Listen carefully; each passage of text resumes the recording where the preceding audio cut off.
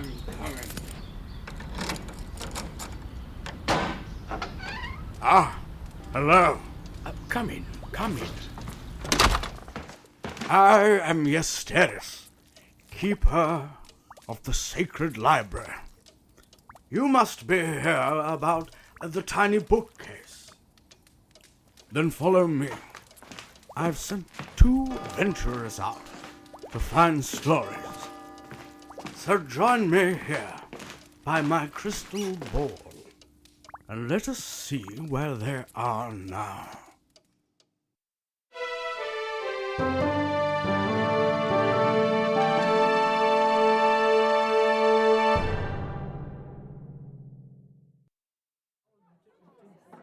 And I said, Dumpty, you egg-faced savage, drop the knife. Bloody hell. What happened then? You have an incoming scry? Oh yeah, that's Sharisse. He's our magical benefactor. Oh, good. Another midden with a wine list.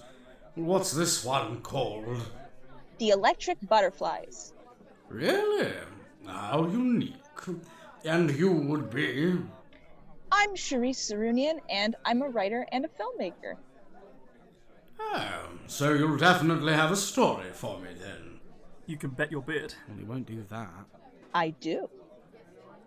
Oh, you do? Well, in that case, let's get going.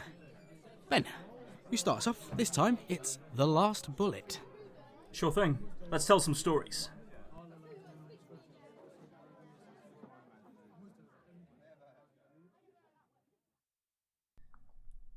The Last Bullet. She had taken another one. Like a bloodhound with a peculiar olfactory persuasion, she had unearthed it. This one had been sandwiched between the mattress and the bed frame. Blake couldn't help but imagine the sneer of triumph on her mum's face as she held it up to the light. A small victory in a war that had been raging since the 9th grade. She wondered how quickly the search had begun once Blake had left for school. What was she doing when the conviction soaked into her brain? Afternoon gardening, maybe? Snipping dead heads to maintain the order amongst the chaos? Or washing the breakfast dishes, the lemony aroma of the suds driving her into a berserk rage? Blake imagined her quickly tearing off those gloves, either rough gardening ones or moist rubber ones, and racing through the house searching all of the secret places. Like a Stasi agent with drilled-in paranoia, her mom had gone through her bedroom, searching in all the crafty nooks. She had found it where she had once insisted no monsters existed. Perhaps she had let out a little cry upon making the discovery. She might have convinced herself it had been a compassionate cry, when really it had been a howl of victory. All of this flashed through Blake's mind as she held the mattress away from the frame, looking at where it had once been. She lowered it soundlessly and sat on the bed. Blake hadn't rushed up to her room on any kind of sexual impulse, she realised, but one of fear. Fear ruled her guts. Fear of the person who was supposed to care for her and help her grow. Instead, her mum had weaponised shame and used it with righteous fervour. Blake realised as her mind went blank with the shock of it that her mum had won. That had been her last bullet, confiscated by the household's higher power, just like all the others. She remembered the first time she had been caught out. It had been a gift from Daisy before she went off to college. A tool for discovery, a means to find some joy. Her mum had found it on her nightstand. Then had come the lashings of intolerance, framed as faux religious compassion, the threat that her mum might tell her father, and finally the citation of state law. A person commits an offence if, knowing its content and character, he wholesale promotes or possesses with intent to wholesale promote any obscene material or obscene device.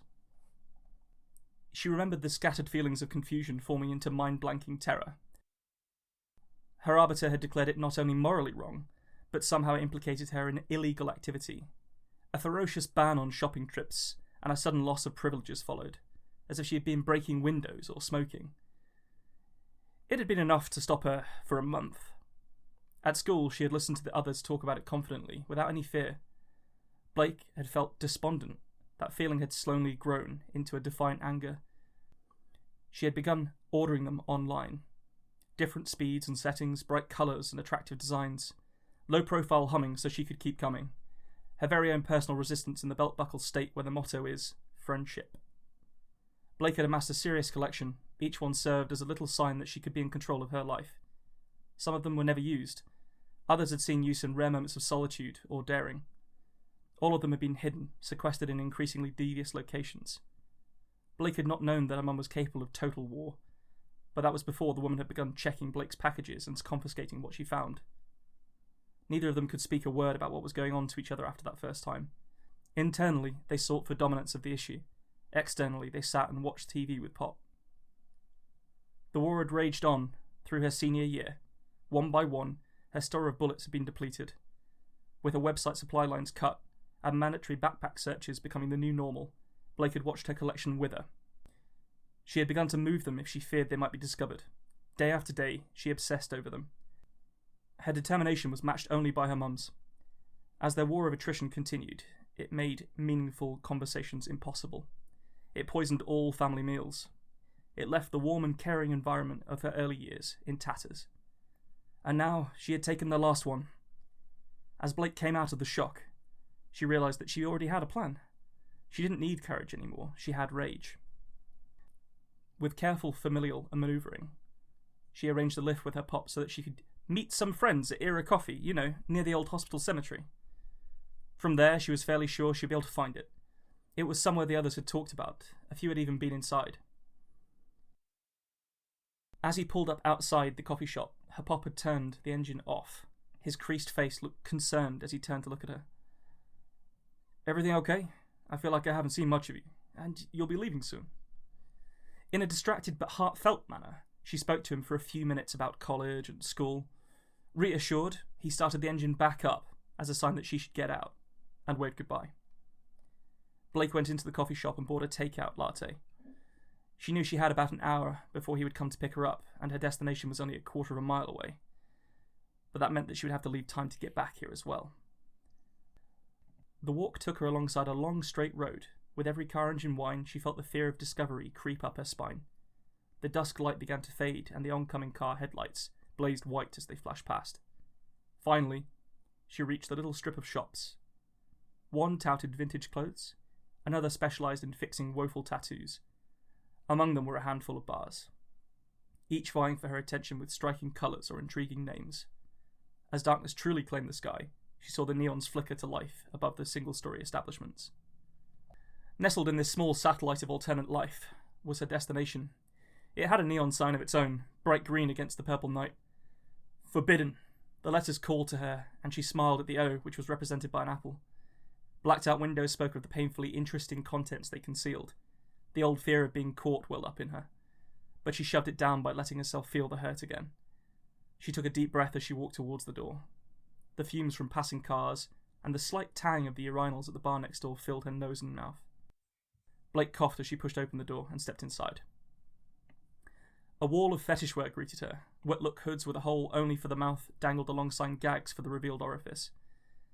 She pushed past the leather and PVC hangings like an adventurer carving through a dense jungle. Beyond were around 10 freestanding displays. The walls beyond them were lined with exciting things she didn't know the name for. On the freestanding displays were dildos, suction devices, fleshlights, and on one in particular, a panoply of bullets. Blake rushed to them and heard a sudden intake of breath. Standing by the counter was her mum. She was holding up a transparent, battery-powered marital aid that glinted with internal LED lights. The final third of the device rotated at an angle with a gentle whirring. She stared at Blake, who gaped back, the small noise of the motor filling the store for a long moment. "Blake, this is absolutely disgusting behaviour from you." Blake smiled, as she felt the long war fade away from her. Like crushing stones had been removed from her chest, she felt like she could breathe properly again. As her mum continued to try and fight for the high road, Blake simply smiled. Her mum couldn't control her anymore. The last bullet of the war had already been fired. Very nice. Nice. I like it.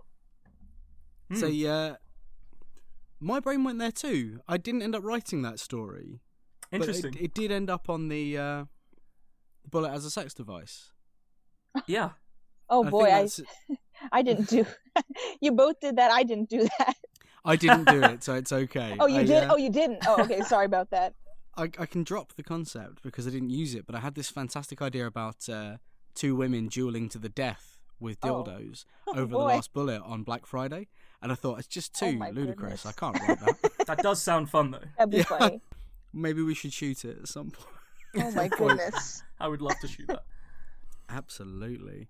But yeah, I really, really felt that that like familial like crushing, if you get what I trying to put Pressure, it in yeah. words, but that sense of being powerless against a parent, it was Mm-hmm. it was done really nicely, especially with it being on something as intimate as your own sexuality and masturbation. Yeah, I mean, obviously, I was having to sort of put myself in somebody else's shoes quite a lot for that. But you know, we've all got stories about like almost being caught or whatever. Yeah. You know, that kind of shame that seems to still sort of persist in modern society when really it sort of shouldn't. So I don't know why I decided to die on that particular hill, but that's where I went. You're doing the Sky Wizard's work, my man. Certainly. And I would say as well, bold and, well, not bold, but brave to do it as a from the perspective of a young lady. It's obviously there's a very different political edge to masturbation between the sexes, and it's I think you made a wise choice in making it be from that perspective, even though it's not our perspective. No, for Ben and I at least. Well, one of the I think it's quite obvious from the story, but it's set in Texas, which actually has an obscenity statute against sex toys. No, Oh, really? It's a law. Yeah, it hasn't ever been repealed. I totally it hasn't believe ever, that. the bit that I read out is actually the law, Wow. good grief. and it's it hasn't really been. I think in like 2008 or something, a judge basically said that it was completely stupid to try and prosecute somebody for this after a couple of cops went undercover to a sex toy party and busted the woman that was selling the sex toys. You know how people have like Yeah. makeup parties and that kind of thing? They did the same thing for these sex toys, and they busted this woman. So And an Ann Summers party is a bit like someone running moonshine in Texas. Yeah. That's Yeah. fantastic. Theoretically by the law, but this was in 2008, and even then the judge was like, we can't prosecute this. This is stupid. So it's an odd state where the law hasn't changed yet, but no judge is willing to prosecute for it, so people don't get arrested for it. That's wild. Yeah. Absolutely wild. Well, we've all learned something. goodness. Yeah, there you go. Podcast suddenly has value. Oh, But let's should we see where you took the prompt, Nico? it's a very different direction. Excellent. Let's have a go. 96. 95. With each metallic thud, the shack was gifted another beam of light. Thin strands of luminescence that cut through the dank gloom of their prison and sent particles of dust, dead cells from long-forgotten life forms, dancing through it. Each impact sent a shiver of fear coursing through Samina. Seeking comfort, her eyes met those of her company sergeant. As far as she knew, the only person left alive from the 1,000 or so who had made planetfall 2 days earlier. His lips trembled slightly as she watched him count, the numbers cascading from his lips as silent prayers. 87. 86. Samina's mind rolled back to the first time she'd seen one of the enemy's weapons. The drill sergeant, her name had been Joelle, or more often, Sir. She'd pulled back a sheet to show the enormous tool of destruction. It was far too big to be used by any human. Maybe a team of 2 or 3, if they could figure out how to grow an extra pair of fingers and triple their strength. Jo had demonstrated by placing both hands around the bar that passed for a trigger and squeezing with all her might. Many of the troops had panicked. The barrel of this monstrous rifle was pointed straight into their midst. The ones that flinched, or gods forbid screamed, were noted. A terrible mark of shame for them. Although in the here and now, Samina would have taken kitchen duty over the hellscape that was her reality. 74. 73. They had been taught then one of the few things they knew for certain about Lifeform 374 Beta Quebec 9, other than that their homeworld was drenched in fossil fuels and minerals that Earth's governments were willing to throw thousands of soldiers at to grasp. They'd learnt the rule of the century. Every clip they had recovered from these alien bastards held exactly 100 rounds. So count them, and for the love of God, pray you aren't being shot at by 2 of them. Hours of laying prone in the courtyard, listening to a recording of 100 bullets being fired, snapping up at the right time with your weapon at the ready. It tumbled through Semina's mind. The sound of Joel's voice calling, "Boom! You're dead, Harrison! Take a lap!" as someone inevitably sprung up a couple of rounds early. 52. 51. One of the gigantic slugs of alien alloy slammed into the wall inches above Semina's head. A dry whimper creaked between her lips as it plopped and pinged dramatically off of her helmet. The weight of it came almost as a shock. They'd all had a chance to inspect captured alien munitions before, but actually having them come at you at speed? Hell, that was a different game entirely. Company Sergeant Mendoza continued his furious countdown, seemingly oblivious to the world around him. The shack had been a snap decision. Semina had seen a structure and broken for it. This thing was 4 walls, and there its similarities to human buildings ended. Putting her back against its huge door and sliding it shut had sent rivulets of sweat running from her brow and left her knees feeling like they would collapse. She'd been shocked to find the sergeant in here. Her almond eyes initially believed him to have already been ripped from life by their enemies, but his muttering had become apparent when she joined him behind the one piece of workable cover in the hut. When the firing had started, she knew for certain that the monster following her had not, as she had hoped, gotten lost in the mist, but instead had tracked her somehow. Each thud and clunk was a harsh reminder. This is our world, not yours. 40. 39. Semina had joined up for, she was beginning to realise, all the wrong reasons. So many of her compatriots wanted to kill alien bastards, claim what was rightfully humanity's, get into God's good fight. Semina wanted to get away from home, away from her piece of shit father. 3,786 light years seemed like just about enough distance between her and her father's coarse hands. And by the time she'd been unfrozen after the jump, time dilation would have meant the prick was dead anyway.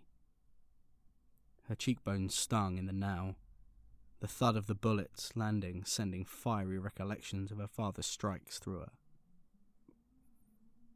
When they'd landed, and the firefight had begun in earnest, she had not been able to summon the zeal that many of the soldiers around her had.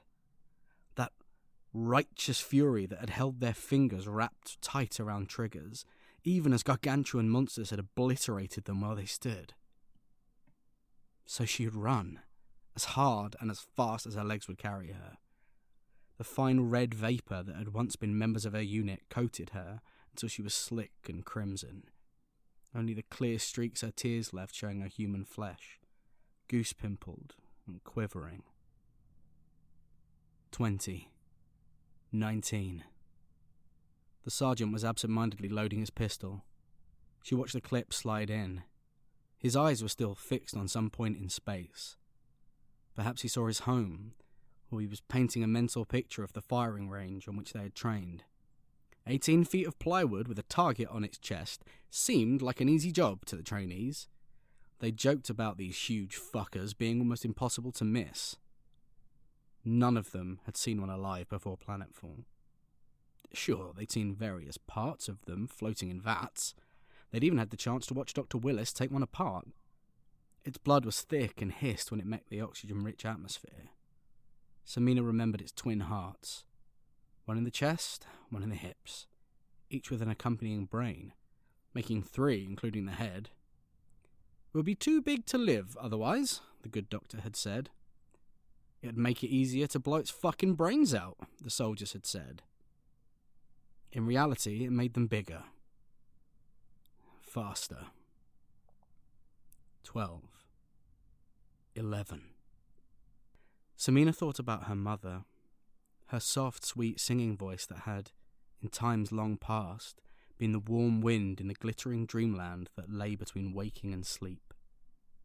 Samina had been so very young when she had been taken away.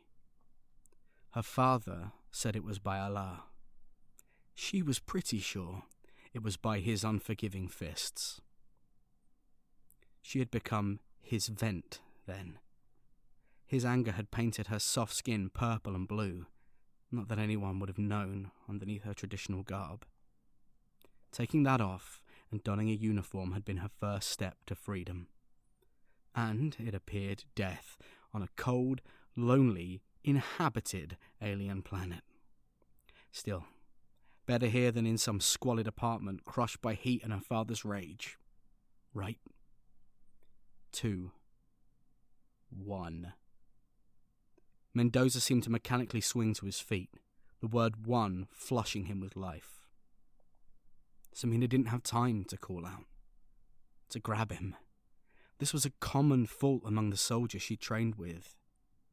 You don't go on 1. A cascade of glittering gore burst dramatically from where the sergeant's head had been seconds before. Like a firework filled with memories, his brain burst as a bullet the size of his fist punched its way through. The body that remained took a moment to realize it was dead, before slumping to the ground, pouring what was left of him across the floor in a sticky wave. 0. Samina lay in the pool of blood as it became tacky, too tired to be afraid and too weak to even cry, wondering for the first time about one thing they hadn't been taught. How long do they take to reload?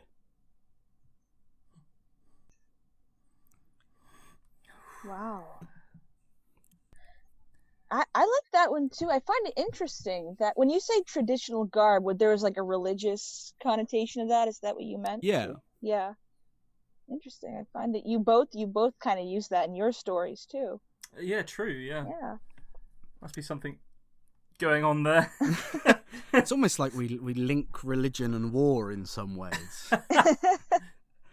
Oh, I really enjoyed the device of counting down through the story. I know, it built suspense. I like that. It was really good at building the suspense.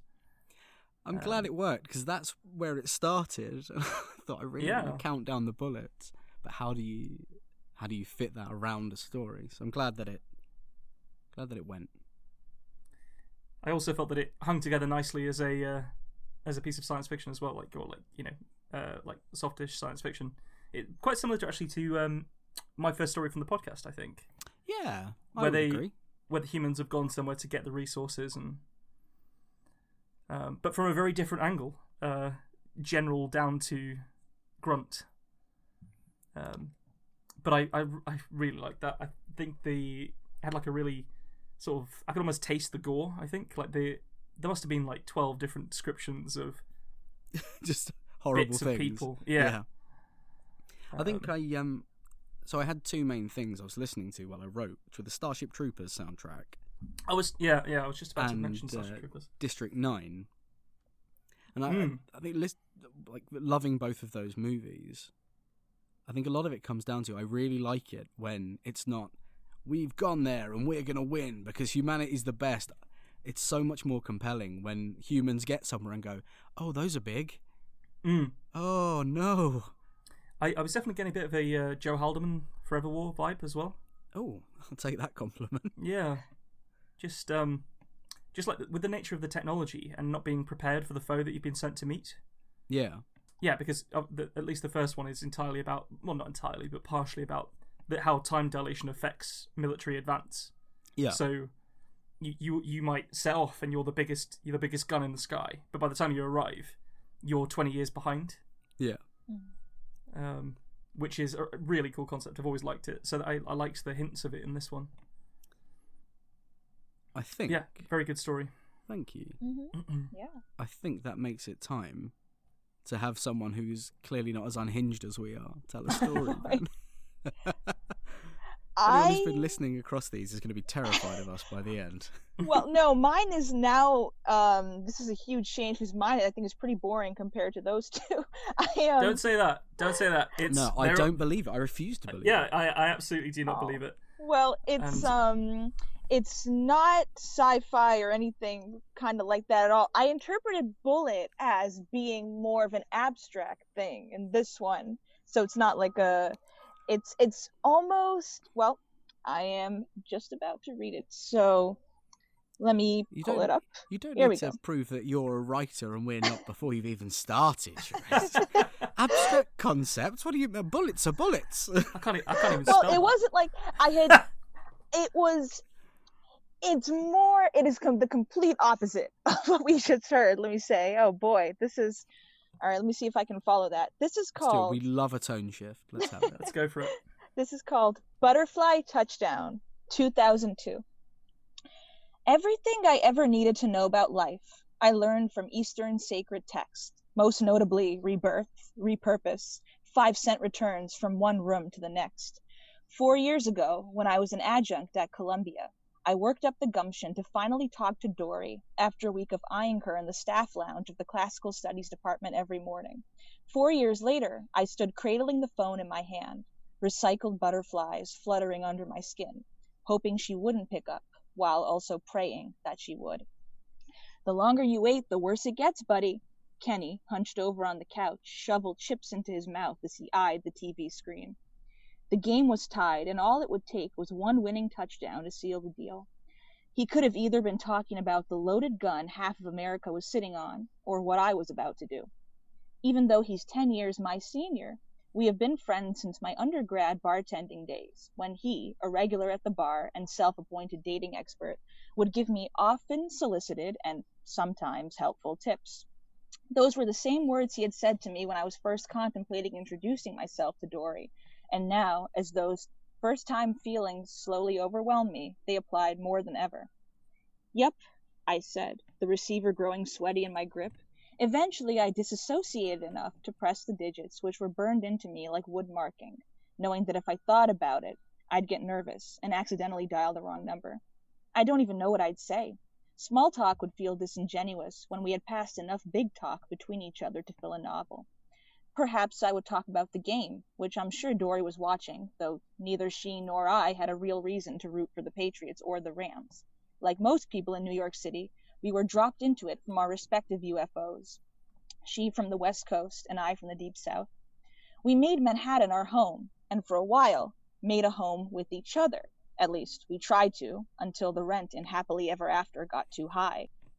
The last time I saw her was months ago, soon after the nation had sat vigil by the TV for a very different reason. And she came by when some of the rubble and shock had been cleared. "It's funny," she had said, with the ease of someone playing an icebreaker game. We sat across from each other by the window, both nursing cups of tea. The sight of her in my living room again was welcome, but slightly obtrusive, like that of a piece of new furniture still in its box that hadn't yet been set up. "What's funny?" "That this is what it took for us to be in the same room again." She cupped her hand to her over-pierced ear and tilted her head towards the window, listening to the new soundtrack to life in the city, a cleanup crew picking up the ruins. "Well, it took a little more than that," I murmured. It had, in fact, taken 3 long-winded voicemails, one a frantic message left on the day that made the world stand still. Even in our early days, it was mostly I who had to pull the first strings, and now was no different. But I kept quiet. She shuffled in the armchair she was sitting in, as if wriggling from the grasp of something unwanted. "Give it another year or so," she fussed with a smiley face pin, one of many on her corduroy jacket. "I'm telling you, someone is going to be cashing in on this for a movie or a book. Someone always does. I mean, that's generally what happens when history is made, Dory. No, I don't mean like documentaries and stuff. I'm talking about people who go out of their way to make this kind of thing into a love story. It's a little gross if you think about it. Don't they have anything else to make them feel something?" "Maybe they don't," I shrugged, hoping we could talk about something else. It seemed that Dory did, too, because she looked away and stroked the small stuffed owl on her purse keychain, which she'd seemingly had forever. "Old owl," I smiled, feeling old warmth creeping in again. I remember that guy. Oh, him, yeah. She played with the little toy like a shy child. I took him off for a while when I got a new purse, and lost him, but then found him again. Just felt like turning to old stuff for comfort. Like? I tried to coax out of her what I hoped the answer would be. Over the years, she had given me plenty to turn to for comfort, shared days and nights now residing in the recesses of my brain. I waited for her response, hoping we had joint custody of my nostalgia. My parents' old Victrola. Dug it out for my nephew. Did you? My smile was still on, biting on my disappointment. What did he think? You should have seen the minute he finally learned how to work it. His eyes just lit up. She shook her head from side to side, then leaned in, as if she was admitting a shameful secret. You know, my father saw this girl and her mom come in while he was on duty at the post office the other day. She wasn't that little, maybe 8 or 9, but still, she didn't know how to put on a stamp. Pretty soon, we're going to have a whole generation that won't know how to mail a letter. Never going to know what it was like to pay for stamps or walk 20 minutes to the mailbox. Kids don't know sacrifice, I said, hearing my own voice bounce off the walls of the room. That is true. You know what does know sacrifice? Trees. What? If it weren't for those poor bastards, we'd be stupid and dead. Think about it. We live on their ashes, breathing in what they breathe out. Lined paper, yellow paper, paper rotting at the bottom of a bag. Paper coasting across mountains and oceans, telling people what God says, what man says, spinning the earth like this, I babbled, spinning an imaginary basketball on my finger. Are you high? No, I'm just right, I spat out, thinking of all the letters I had written to her after she moved out, all the trees that had died in vain so I could try to save what no longer had a pulse. Our relationship had been on hospice long before that.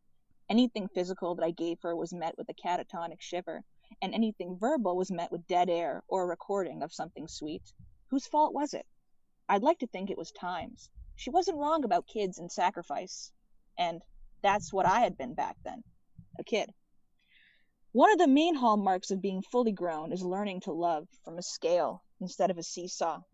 In this area, she had always been an adult. She learned it way before I did, possibly as a teenager, digging out her parents' Victrola, putting on some classic album. What would she have listened to? Knowing her funky, cerebral self that had drawn me in. Maybe Blonde on Blonde, closing her eyes to the music and imagining the future, asking Dylan what making love just like a woman really meant. Little did she know that she would try every way she knew how, claiming to be too full to eat the last slice of pizza, taking the time to clean double plates, double clothes, double rooms, pretending, for my sake, not to want the baby who kicked her only in her dreams, agreeing not to move from our apartment and to catch 2 trains every day to the new job she had taken after Columbia so I could still walk 2 blocks a week to work, swearing up and down that the crescent was enough when she craved the whole moon. Anyway, I thought, I said softly, with my head down, that we could try again. Is that why you brought me here? You mean dragged you here. Stop martyring yourself. You've been Martyr of the Year since 1998. The words flew out before I could stop them, and she looked at me with incredulous eyes. I had every right. Now I don't have the energy to give or receive. I do. To give or receive. Don't play this game, I snapped, and immediately hated myself for it. She bristled, the way she often did when we went down this road, radiating glacial anger, and I softened. We need to try again. My tone was quietly desperate, which horrified me. We don't need anything. You want to see people in need? Turn on the TV. Look out the window. People are in need every day, all the time, Dory, of different things. You're not a big picture person, and I've never liked that about you. She had meant it as a statement of fact, but it hurt like an arrow. Yes, it felt greedy and wrong, disgusting even, to want for anything at all when whole neighborhoods were still choking on dust and whole families were torn apart by a perverted ideology. But I couldn't see past my own nose. That had been my problem all along. Like a lot of our conversations, this one ended in profanity ping-pong. But at this present moment, watching the game and holding the phone to my ear in giddy fear, I knew I could give it another shot. 21 seconds, let's go! Kenny was sitting impossibly still, but the apartment shook with his impatience. The clock was bleeding out. In the stands and in millions of homes, lungs paused in suspense. Eyes forgot to blink. Hearts worked overtime. Somewhere, a neurotic holy trinity was forming. I, being taunted by the dial tone. She, possibly lost in the national freeze flash mob that connected all of us whether we liked it or not. And a young player behind a helmet itching to make or break this cold February night with the pigskin in his hand. The last bullet gearing up to leave a trail into tomorrow. Oh, I thoroughly enjoyed that. Thoroughly enjoyed it. Well, thank you. I mean, the thing is, this had been a completely different story before. It was going to be much longer. I don't usually write flash fiction, but I decided, and I was running out of time because of this podcast. I was like, oh, I only have a week. I just trashed the old one, and I took an old story that I had done and reworked it. So it's not perfect, and I'm really perfectionistic about my stuff, so I was like kind of annoyed about it. I'm glad you liked it. I don't think you should be annoyed at all. There were some wonderful turns of phrases in there. I particularly enjoyed joint custody of my nostalgia. Yeah. I feel like I've been in that room. Well, thank you. It was a wonderful American perspective as well. We can't write that, really. We've both of us have written stories that are set in America at different points already in the podcast. But we wouldn't think to write... You know, the importance of an NFL game wouldn't shine through for us, and how much effect that would be having emotionally. Yeah. But to the story, it was so important, and it made me feel what they were feeling, even though I can't do that normally. And that, for me, really, really worked. Yeah, especially that, and the fact, this game in particular, I mean, it was post 9/11, and this was actually quite difficult for me to write because I was just a little kid at the time of 9/11 and this game, so I don't have that adult perspective of it. Like, I didn't understand the significance, so it was kind of difficult for me to kind of get into an adult skin looking at the issue, and it was not that easy for me to write for that reason, but. It did not appear strenuous at all when you were saying it, so you did a good job. Thank you very much. It flowed very well, yeah. Thank you. I did also like the mini meta critique of your own story that was buried in it. Oh yeah, like the ironic thing saying people turning it into a love story. Exactly. Yeah. I mean, I don't personally like it when people romanticize tragedies or stuff. So I was kind of satirizing that within the story, it's not a super duper sappy story either. So I was kind of, in a way, both critiquing it and also kind of making it so it wouldn't be that. I think as well, super bold to write about 9/11 and the effect it had on people. It's not something we can really do. Because, obviously there was an effect across the pond and we did feel that. Yeah. But it will never have the same impact that it had on the States.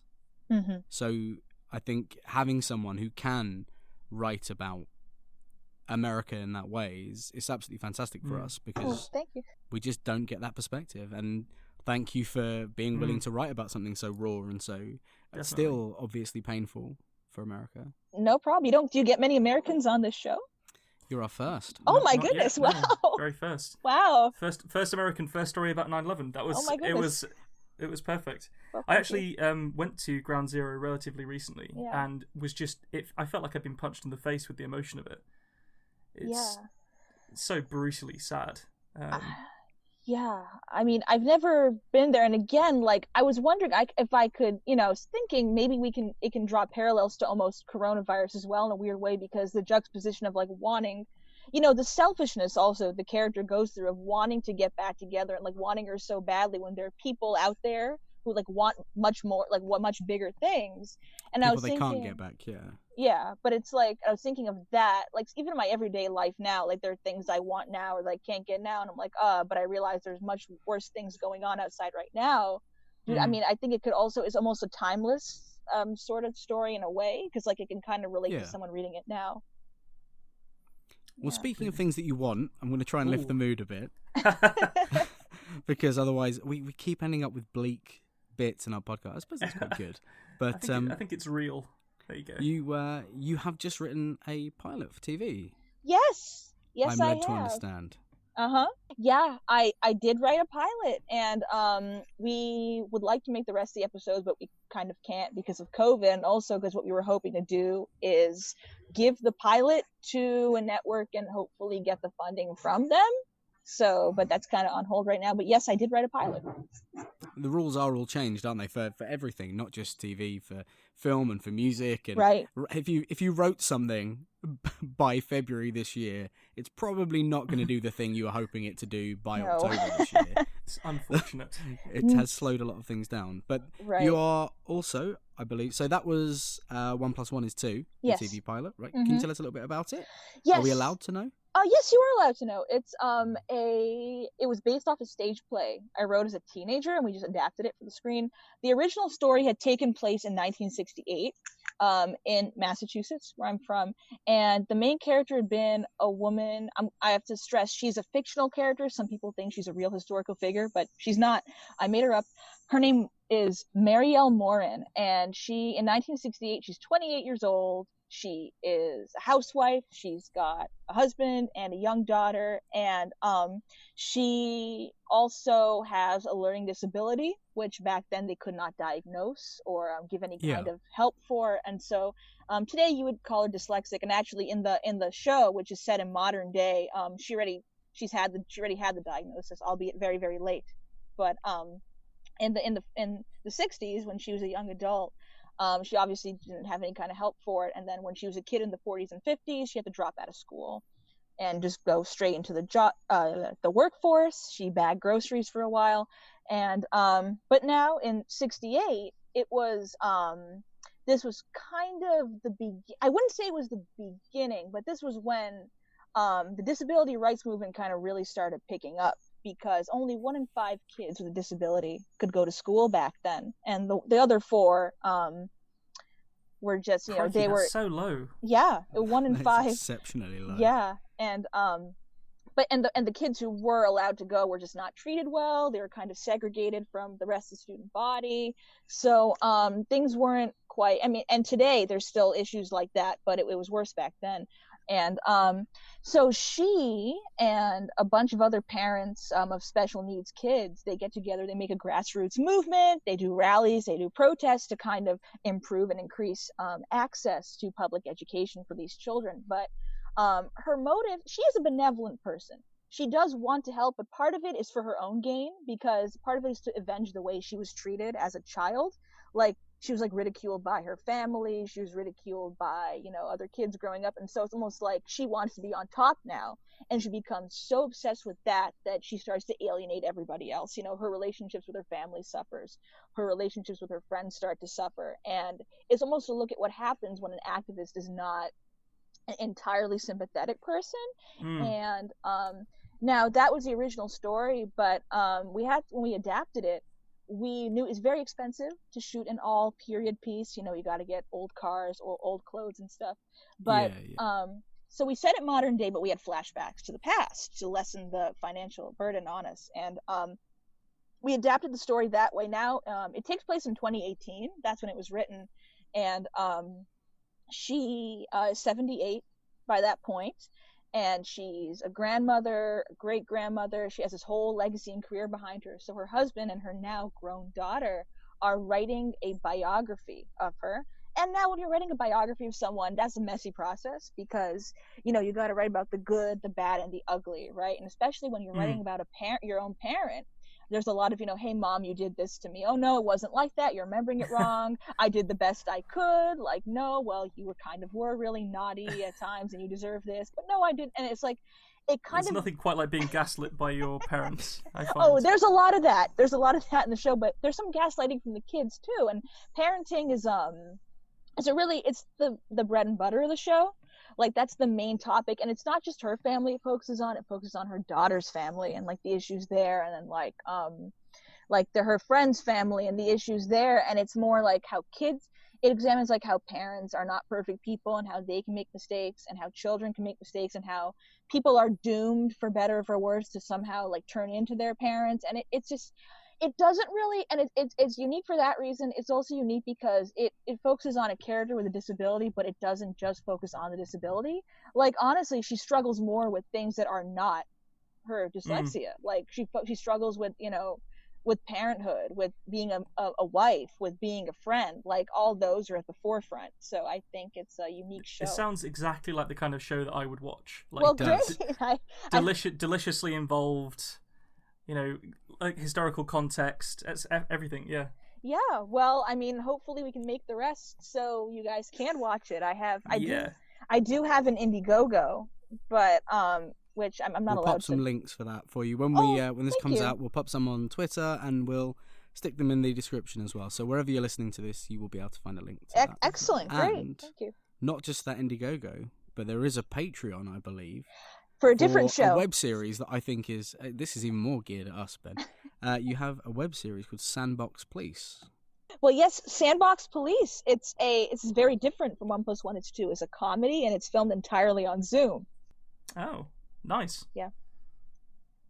Yeah, we had to, my friends and I, we wanted to do something during quarantine, and the original show had been written to be live action, but we obviously can't do that. So the original premise had been, it's just 3 kids on a college radio show, and the hijinks and shenanigans they get into there. But it's for COVID times, we adapted the story, so that now it's the 3 kids have graduated, and now they're all living in different places, but they're continuing the show in a podcast form. Oh, Nice. it's a shame they've graduated. I was going to say, if you want any foreign exchange students, Ben and I are available.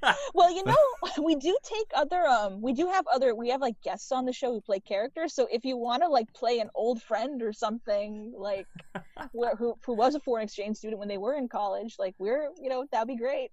I'll write one in.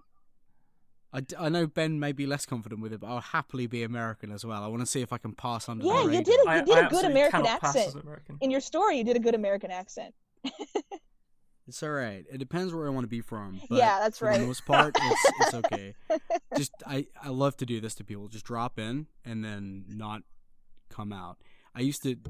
This is probably a bad thing to admit on record. Oh my But gosh, I would, you're really good. I would meet people and I would say, "No, I'm visiting from the States." Wow, it is And pretty then- convincing. When they spoke to me, I'd say, "Yeah, I'm over here for a little while. I'm having a good time." And then I'd say, "I've been practicing an English accent. You want to hear it?" Oh my goodness. And then when they say, "Yeah," I would drop into my own voice. Oh my goodness. Wow. And every single time I'd say, "So hello, my name's Nico and I'm English." Wow. So it's not bad, but That's like you need to work on how you say W. I say, "No, I don't." That's absolutely... wow. That's like Hugh Laurie levels of like being good at an American accent. That's pretty good. Yes. getting Unfortunately, all kinds of when I compliments try and do it, people just hear the crumpets and the tea being God. poured. It's they can hear the tea being thrown into the ocean as you begin my to speak. I wonder Yes. I wonder if it's more difficult for English people to do an American accent or vice versa. I feel like it must be more difficult for the English to do an American accent because you got to make the R sound, like So now here's the rather thing. than deleting it. Yeah. You guys would have a much harder time, I think, because there are so many dialects crammed That's into our right. tiny island. Yeah. Yeah. I mean, most Americans, if asked, "Can you do an English accent?" they will respond with something from Harry Potter. That's the normal go-to. Which is sort of received pronunciation, so that is fine. Or now it's mostly people talking like King George Yeah. from Hamilton. Oh, really? That's the... You'll be back. The back is in. Right. You're too fun to talk to, Sharisse. We're not doing questions. This is. You're a wonderful guest so far, I have Well, to say. thank you. I like this podcast a lot. It's been fun. It's dumb as hell, and we like it that way. So I suppose we should ask you some actual questions. Okay. We've heard about your writing, Mhm. but what are you reading at the moment? Oh my gosh. I'm always like, I pick up like 10 books at a time, then I like forget about them, and then I like move on, and then I forget about them. But what did I just finish? Usually I do read a lot of short stories naturally because I write them. People like Junpei Lahiri or T.C. Boyle or, people like Haruki Murakami. I read their stuff and some of that. Oh man, kind I of love Haruki Murakami. Yeah. So good. I started reading Men Without Women, and like I sadly didn't get to finish it. I'm the type of person who like I walk into a bookstore and then like I hang around, just read, but I don't come out. But I did. But I really like what I've read of him. And what did I just finish reading? I do read like longer fiction novels too. I finished reading a book called, I don't know if you've heard of it. It's called The Lot is it The Lost Book of Donna Moreau? That's a pretty good book. I recommend it. It's kind of more sci-fi, which is kind of not what I usually read, but I did. It's like, it's not so sci-fi that I would put it down and be like, this is just too crazy. Like, it did have a lot of real life elements in it too. I didn't know I was going to offend you with my story. No. I liked yours a lot, but yeah, normally the kind of stuff I write is more, it's not that out there and crazy. I don't know why. Like, it's just for some reason I feel like that's what I gravitate to. I'm not sure why. Like, I was thinking, even as a kid, like the kind of imaginative play that I had was like, it wasn't like monsters and stuff. It was more like, I'm the mom and like my friend is the baby, but it's always like some really like convoluted storyline of like the dad like ran away and like got another mom and like there's a boyfriend, like all this crazy family dramas. It was like, even for that, okay. It was like. Do you have Jacqueline Wilson in the States, or is that just a UK thing? I've never heard of her. Probably is a UK thing. She writes exclusively those kind of stories, and there's a certain age group for mostly girls, I think, but I assume some guys do read them, that are just devour these like familial dramas about how the dad drinks and hits the mum. Yeah, it's quite disturbing in a way. Well, there's this absolutely brilliant one called The Illustrated Mum, and it's about a little girl who lives with her mum, and they're always moving around, and they stay in B&Bs, which are like British motels. Yeah, and they she doesn't really understand her mum, but it's because her mum's paranoid schizophrenic. And you don't really know that as a child. But looking back on the text, it's so sort of cleverly woven into the story in a way that it is from a child's perspective. I think that's her gift, Jacqueline Wilson. She writes from the perspective of a sort of like early pubescent girl. So like 12, like between 9 and 14, that kind of like through that lens. And I've read a few. I've got little sisters, and sometimes I'm bored and I pick up a book and I I wonder what this one's like. And they've always been good. I've never thought, oh god, I can't read this. Is dross. But you do sort of find that you'll sort of go into somebody's house or whatever, and you'll see on the bookshelf there'll be 30 of these things. Yes. Yeah.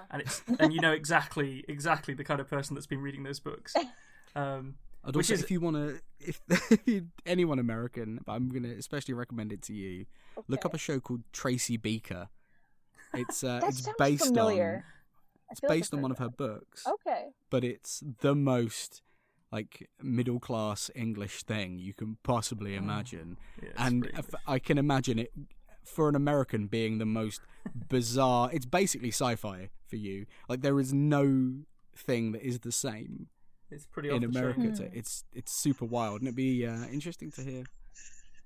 Just jumping back to your foray into bookshops. I'm just trying to think of bookshops that I've been to in Boston. Are you aware of the Trident one? Yes, Trident I am. And actually, a copy of the stage play of 1 + 1 = 2 is there. I gave it to them on consignment a while ago, and I'm sure nobody's bought it. But that's why I'm familiar with it. That's so cool.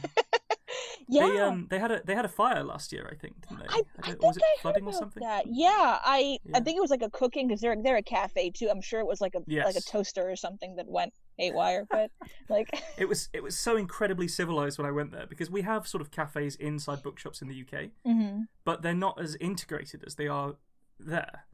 I just thought it was lovely that you could just pick something up and sit down and read it whilst eating. And then just put it back. You could never do that here. You just couldn't do it. Like, absolutely not. Yeah, it's really popular here. Yeah, I feel like it's hard to find one where, I feel like you'd be hard pressed to find one that doesn't have some sort of, place where you can get refreshments. One of the libraries near me, not in my town, but the next town over, like the public library has a cafe in it. I was like, wow. We don't have many libraries left. Yeah, they are dying over here, unfortunately. And you will hear that phrase. If you were to sit and read a book in a bookshop, you would probably be asked, do you think this is a library? Are you going to buy that? Yeah. I suppose I better had. Oh, man. So off the back of that, what is the best book you've ever read? It's particularly hard, this question, so enjoy. Oh, no, don't do that. I don't know. That's really, I feel like... Wow, that's no one wants to betray the books. They don't. They really don't. I don't know if it's the best book I've ever read. I can think of like some of the best. I feel like there'd be different categories of that. Like I feel that some. Oh my god, like some of my favorite short stories, man. I really like. Well, in terms of, I'm just gonna like dissect by different categories. I think that as an autobiography, for example, I really, really liked Maya Angelou's. I know why the cage bird sings. I know it's a classic, but just the prose. I personally, I think I'm in the minority of people. I think she's a way better prose writer than a poet. That's just me. Right. But and just it's a combination of like her history and her like almost magical prose and way of writing stuff. That's something I really enjoyed. I also remember as a kid. I'm trying to think of what has influenced me. And I really, in terms of poetry, someone whose work I really enjoy is Yusuf Komunyakaa. I believe he teaches at NYU, I think. His poetry is out of this world. I really also liked what I've read of Jim Carroll, what he wrote at like the age of 16, like that stuff. You're like, wow, this guy was 16 when he wrote this. And things of... It's always painful, isn't it, when somebody's so talented so young? Yes, it is. Yes.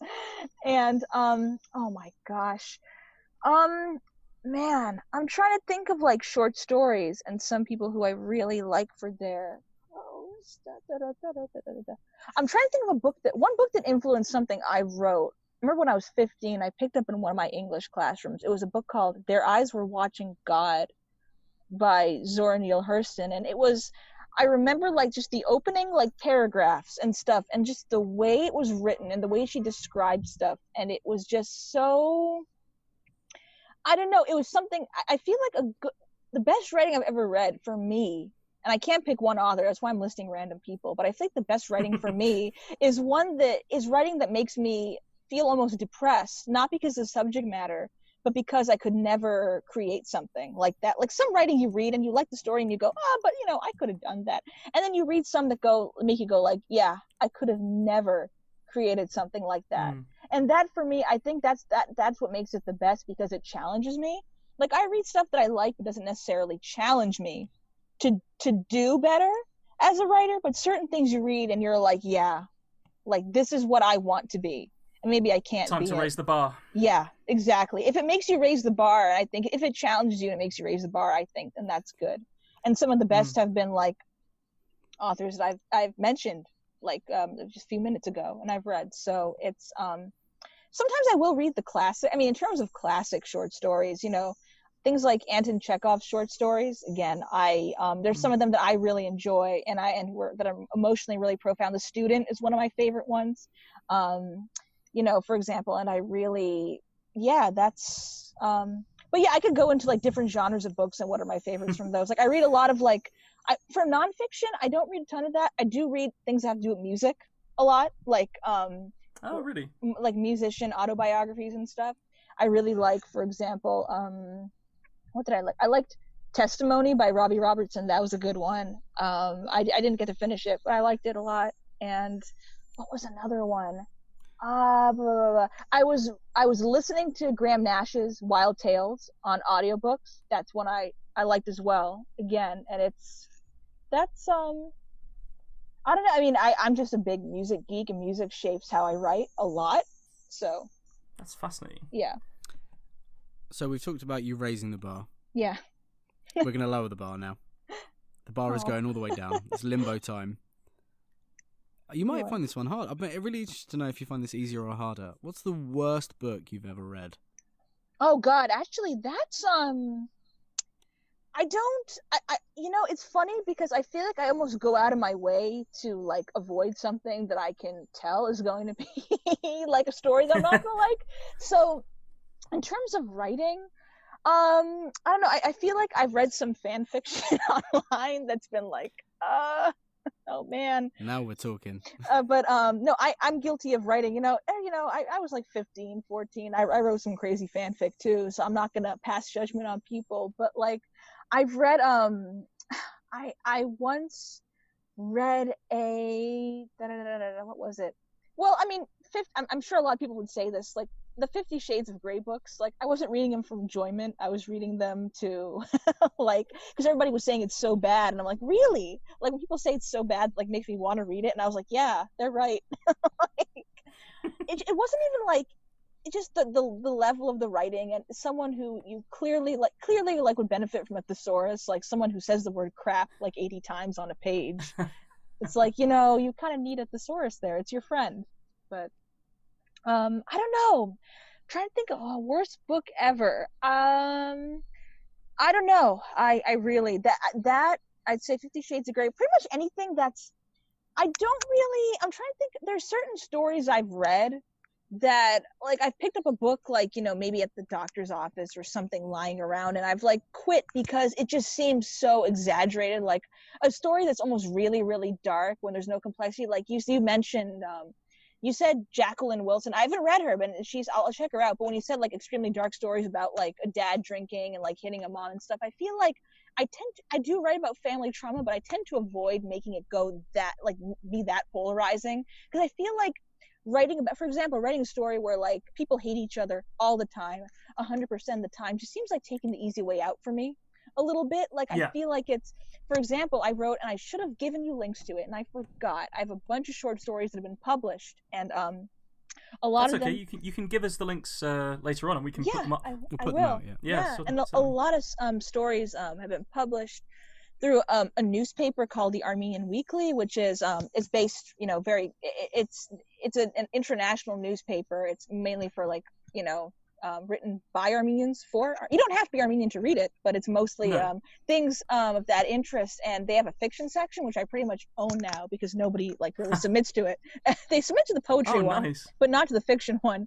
And I have a lot of stories on that. And, like, for example, I wrote one story. My first story that was published there, it was funny. I'd written it when I was 20, and it took 3 years to find a home because I had just gotten rejection after rejection after rejection, and it sucked. But this one I wrote because I was listening to the song Sweet Judy Blue Eyes by Crosby, Stills, and Nash, which, if you don't know, that's about what Stephen Stills had with Judy Collins. And the reason why that story, I guess, the reason why that song inspired my story is because it was about a couple who, still wanted to be together, but they were splitting up. But it's not that they hate. I feel like, again, it would have been taking the easy way out if it had been like, I hate you so much, I'm leaving you, da da da. But they wanted to be together. And the one line that I think did it for me was like, this does not mean I don't love you, I do, that's forever, yes, and for always. And it's like, I put that in my story a little bit. The story was that, like, it was the last vacation a family takes together before the parents divorce. And because the mother's struggle with mental illness was, like, taking a toll on him, and it's told from the perspective of a child. Well, she's an adult now, but she's looking back to when she was a child. And you can feel, I want to write about the love between them more than, like, the strife between them. So it was more bittersweet than just a plain old, like, you suck, I'm leaving you. Like, I feel like I like writing things like that, and I like reading things like that. I don't know, I was just about to ask you, actually, because the way that because that's two things now, where it's somebody looking back on their life. Yeah. And I'm wondering, do you have this is actually one of the next questions, which is, do you have, like, a favourite literary character that this is sort of summed up by, or inspired you?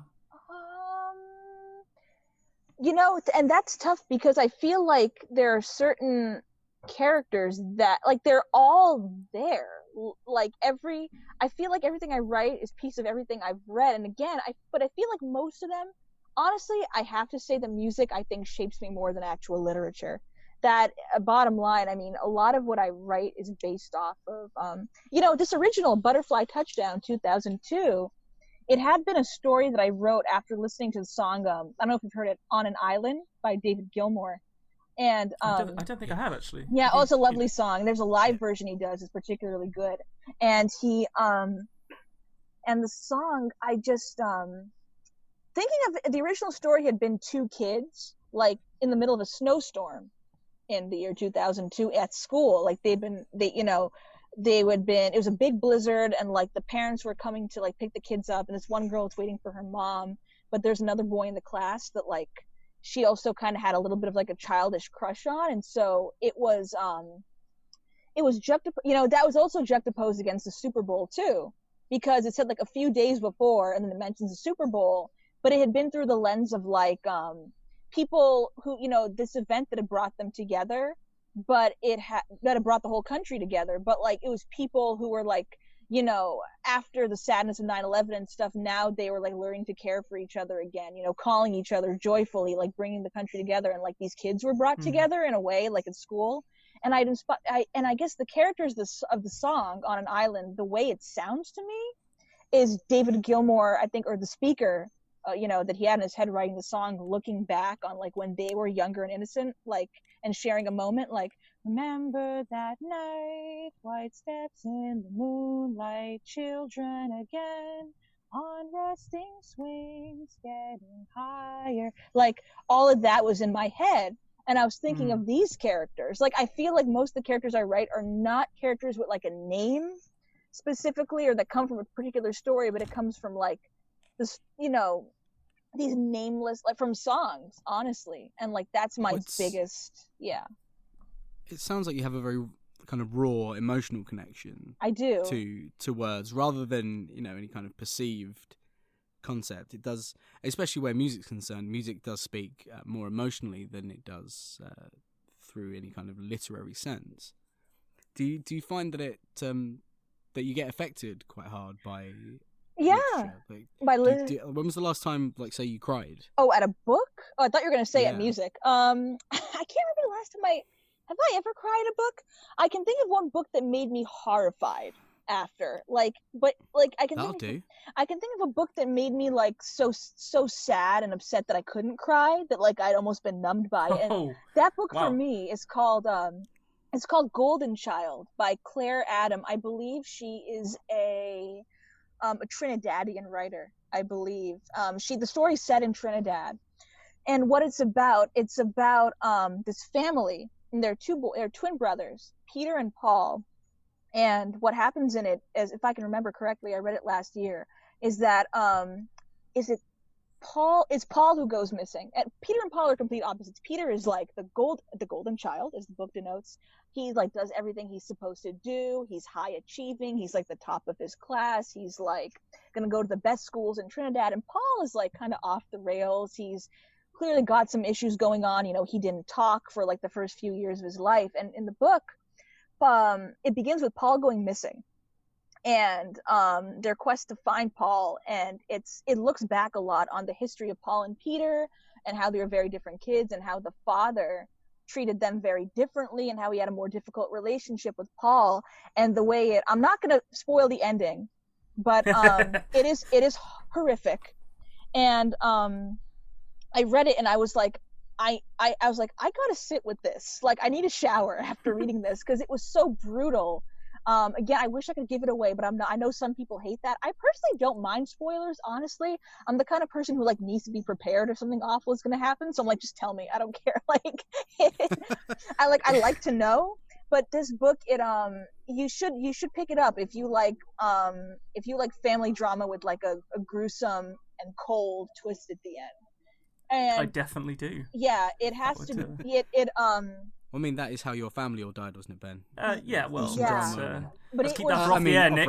Off record. Yeah, but that book really affected me, because it was just like, I couldn't believe the character who did what he did. I wish I didn't have to be so vague. The character who did what he did, like, I said, how can you do what that person did? Like, what justifies that? That was amazing. And how has that dude done what he done? But like, how? Like, I was thinking to myself, what justice? I loved it. I'm gonna yeah. bookend this little section based on that with my godfather. Yeah, let me see if I'm even getting the author's name. Golden Child. You check that name. My godfather's from the States, and he was telling me, I think it was Judge Judy or one of those shows. Oh my goodness. And he gave me a direct quote from a woman on that show, and I think it perfectly describes the end of the book you're talking about. Yeah. And it is, I don't know what had happened, but all I know is something had better be did. You can look it up. It's Golden Child by Claire Adam. That's her name. I missaid her name before. It's Adam, not McAdam. So Golden Child by Claire Adam. It's Claire Adam. Yeah, it just found me saying, like, how can you justify? And it's funny because the book also makes you kind of slightly I don't know if sympathize is the word, but it makes you like not completely hate him. It doesn't make you like him, but it makes you sort of see where he's coming from. But you think, how could he have like done, or not even done? It's not that he did something, but he was complacent in something, and he allowed something horrific to happen. So he kind of masterminded it. I'm like, how could you allow this to happen to like someone that you love? Like, it's that's all I'm gonna say about it. But Oof. yeah, No, it sounds good. yeah. We're actually down to the final question. Okay. Which is been a lovely guest. It's been really, really thank nice you. to hear a really Yeah. fresh perspective. Like, I've particularly enjoyed all the stuff about music inspiring you to write, because Yeah. I actually write with music on a Me lot of too. the time. Me too. And it sort of depends, but it does seep in, and I really enjoy Yeah, that feeling of it seeping It seeped in. into this story too. There's a line, I don't know if you caught it, I don't know if you know the song "The Whole of the Moon" by the Waterboys. I was listening to that, and there's a line where it says swearing up and down that the crescent was enough when she wanted the whole moon. I kind of got that the song kind of has lyrics that says I didn't plagiarize the lyric, obviously, but the line I was thinking of was like, I saw the crescent, you saw the whole of the moon. And like, I was thinking of that, and I wrote it, and I was like, like, I know I can't get, I can't get in trouble. I didn't quote it, but like, that really seeped in. But Actually, I think I possibly prefer your turn of phrase, actually, because at least in relation in the context of the story. But so the final question is, this one actually is a bit of deceptively. We've also been told off for saying it incorrectly. Do it. So I'm going to say it incorrectly again. Yes. Which is, could you give us one really uninteresting or disinteresting fact about yourself? oh gosh, yeah, there's a lot of disinteresting facts about myself. I would say, well, a lot of people find this surprising. Less interesting. How about the fact that I have no first cousins? All right, that's all I can think of now. Oh. I have plenty of seconds and thirds, but no first. And people are like, really? Do you have? Either of your parents have siblings? They do, but they have one sibling each, and neither sibling is married nor has children. And people get confused. They're like, "Wow, like you're Armenian. I thought you your cousins could like fill a stadium." I'm like, no. Like the second and third cousins can, but not the first. Oh wow, is that a thing? I didn't know that. Apparently it is. I don't think we have Armenian prejudices here in the UK. No, I don't even think you have a lot of Armenians hasn't in got the here. UK. Our racism is so old-fashioned. We don't have like that modern American racism. We haven't got any. It's not even really racism. It's just like stereotypes in the media are like constantly shown, and it's like, and they're like, really? People like genuinely think it without malice, and probably because like a lot of us do have a lot of cousins. Like there are people that I know who like come from large families. They're like, do you know so-and-so's cousin and so-and-so's cousin? I'm like, wow, I'm ashamed that I didn't know that. I've known this person for years. And it's like half the time when people say like, my this person's cousin, and like, I'm like, yeah, I do. Like, it's just such a small like ethnicity and community, especially where I'm from. There's like a lot of us. So it's like, yeah. I will say, because I don't want to upset anyone, we do absolutely have some really, advanced, forward-thinking racists. Yeah, we do UK too. Who are doing some really hard work on making the world a far fucking worse place. Yeah, we have a president. Tremendous. We have a president like that, but he's not. I wouldn't call him forward thinking, but he's definitely making it. I don't know whether I'd call him thinking. He's not thinking. No. Well, you know what? I mean, I feel like some of the stuff that he does. I wonder if he's like intentionally, like if it's some part of a master plan, like his mishandling of coronavirus. Sometimes I'm like, honestly, is he doing this because like he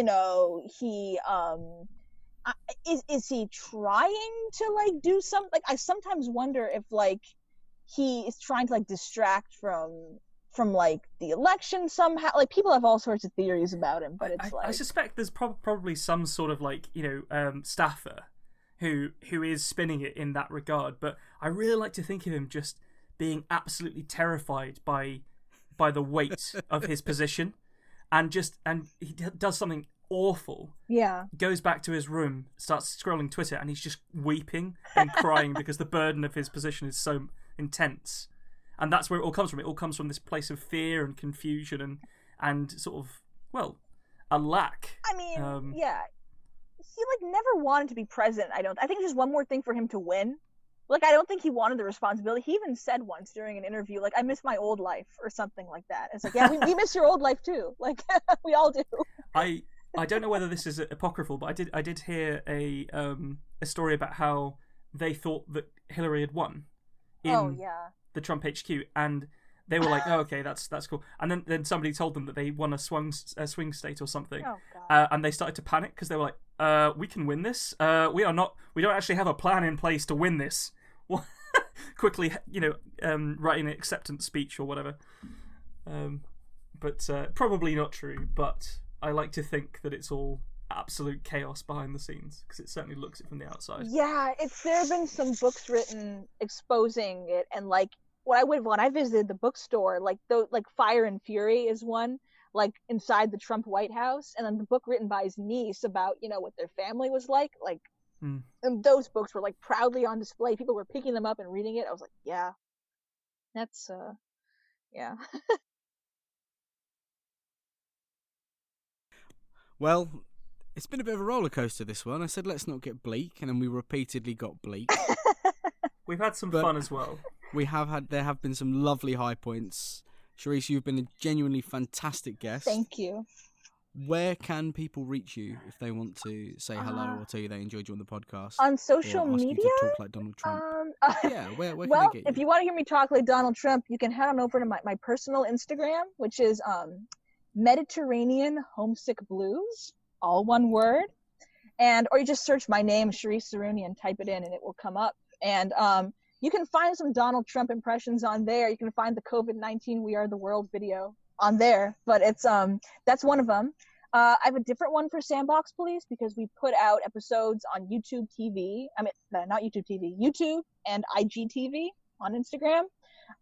You can also say hello to me at my public Facebook page, which is just Sharisse Zeroonian. Everything's under my real name. Also Twitter. Twitter is Sharisse Naomi Z. That's my handle, and you can type in my name into Twitter, and it'll be there too. So. Perfect. Yeah. Fantastic. Well, thank you for joining us. Yes, thanks We'll again. drop all the links everywhere we can, and we'll pop a tweet out tagging you in it. So anyone who wants to find Sharisse can. Thank you. The only thing left to do today is to say a huge thank you to our 3 toppest of tiered patrons, who are Matt McLaren, Gary Laird, and Scott Byrne, who I can say, we did some tests. We did some actual science. Not the COVID test, that one hasn't come back yet, but the 3 of them actually tested 9 out of 10 on sexiest boy babes in the entire galaxy. So well done, chaps. And we'll see you on the other side. My, what an adventure. You'll have to come back another time. Our adventurers are off now in search of more stories. If you'd like to meet our adventuring party, you can reach them by Raven at Bookcase Tiny. Or, alternatively, you can help them on Patreon to fund their adventures. Those tavern ales don't pay for themselves, I'm afraid. But thank you for joining us. Now get out of my wizard tower. I have wizardy things to do. Bloody do-gooders always coming round here wanting something. I'm gonna get my